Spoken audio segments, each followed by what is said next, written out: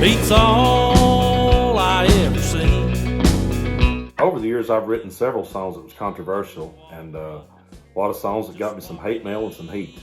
But I don't think any of them ruffled as many feathers as the song Praise the Lord and Pass the Pills, which was first recorded with the Realbillys back in 2008, I believe it was, or 9. You know, Southeast Kentucky is just now, in the last couple of years, has started going wet. But back then, it was a dry county, and you couldn't have a beer with your pizza. Me and Gary Lee was sitting on a parking lot in Barberville, Kentucky, eating, and we looked over, and they were building a new Walgreens.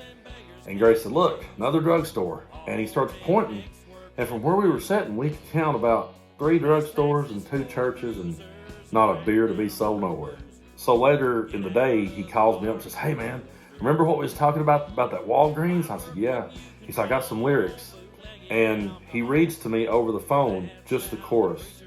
You know, there's winners and there's losers, beggars can't be choosers. He just reads that to me over the phone, and I write it down. And it literally laid in my notebook for probably close to a year. And he would keep asking, "Hey man, did you ever do anything with that idea about Walgreens? Did you ever do anything with that?" And I was like, "Man, I just can't get it for some reason."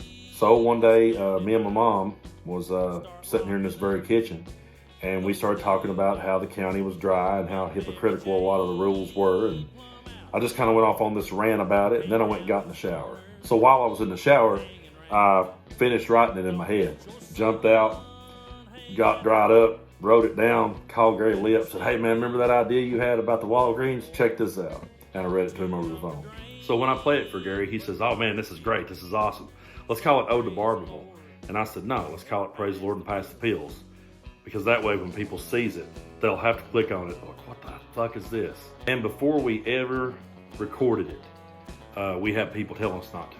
There was people that was like, "Do not put this out, you'll bury yourself." And I actually had one guy say to me, "Man, you'll never be the darling of the tourism community writing a song like that." And I said, "Well, man, you know what? I have read a lot of books, and I have studied at the altar of musicians and songwriters who wrote protest songs. And I don't ever recall Merle Haggard or Bob Dylan being like, I started writing songs so I could be the darling of the tourism community." Shove that comment in your ass, man. So once we get out there and start playing it in the bars, we pretty much had a positive reaction. People around here loved it, and they would scream for it and they would request it. But there was a whole bunch of people that didn't like it at all, and they let us know about it. Hell, my own grandmother heard it years later and was like, "Brandon, surely you didn't say that." And I said, "Yeah, I sure did." And she said, "You surely ain't gonna put the family name on that, are you? You're gonna change it, ain't you?" I said, "Yeah, I'll change my name, but not the song." I grew up and I cut my teeth on guys like Bob Dylan, Merle Haggard, Ronnie Van Zant, Neil Young. Those guys speaking their mind about situations that they felt needed to be talked about. And I couldn't understand why anyone had a problem with it. It was like, ain't we all supposed to be doing this? I mean, did I miss a meeting? I mean, the song drew a lot of heat. And I've had people over the years say to me, "Hey man, you'll never be booked on this show or this festival because you wrote that tune." And to those people I say, no problem. Because so many people missed the entire point of the song. Folk music and protest music is meant to raise awareness on an issue. And those songs should never be sung forever. When I finished that song with Gary Lee, I did not want to be singing it 10 years later or 20 years later. I didn't want to still be living in a dry county. I didn't still want to be living under that hypocrisy. I wanted to see things change. I wanted to see things evolve. And I wrote the song to bring awareness to a lot of the wrongs that I felt were out there. Take a song like For What It's Worth by Buffalo Springfield. That song should be outdated. But unfortunately, you can play it today and it still applies. And I'm sure if Neil Young or any of those guys was around, they'd say, "Hey, we didn't mean for things to still be the way they were 50 years later." Luckily, things did start turning around in Southeast Kentucky. The towns did start going wet eventually.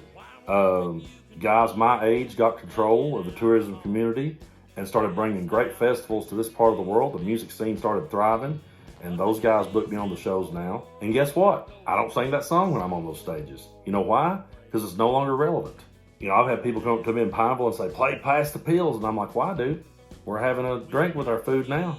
And that's exactly how I wanted it to be. For those that took offense for those that it ruffled their feathers, I was trying to make you think. And if it pissed you off, so be it. If you're still pissed off, so be it. If you're still pissed off when this video is done, so be it. But I did want people to understand that when I write a song like that, or a song like Black Jewel and White Lies, I don't want to be singing Black Jewel, White Lies 20 years from now. I hope the miners get paid. I don't want to write songs about country music sucking for the rest of my life. I want to see country music flourish and do great. And more so than anything, I just wish people would understand that I wanted to see my community flourish. I wanted to see my community do great. I wasn't bad-mouthing my town. I was bad-mouthing the hypocrisy, and I was bad-mouthing the old school way of thinking that strangled it for so long. And luckily, we've got a lot of good people now that are in charge, that are taking it back, and they're pushing the meter forward the way it should be. So to all the songwriters who had the balls to write the protest song, to the folksters, to the punk rockers, to the good people who are taking their communities back, and to Bob Dylan, who once said, "If I couldn't be a hellfire rock and roller, I could damn sure write some hellfire lyrics." And you can actually get a shot of that now in Kentucky at a bar. Go get you one, buddy. Your daddy won't care.